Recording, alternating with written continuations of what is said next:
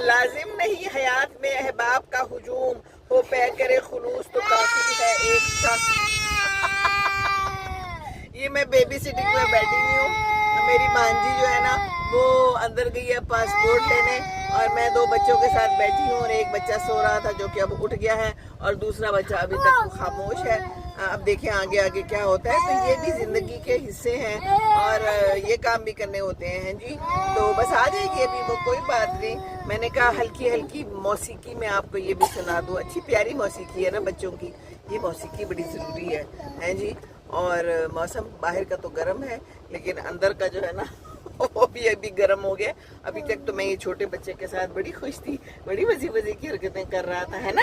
लेकिन ये छोटा उठ गया है, तो अभी ये उठ गया है, तो इसको हम देखते हैं। ओ मौसीकी तेज हो गई, मौसीकी तेज हो गई।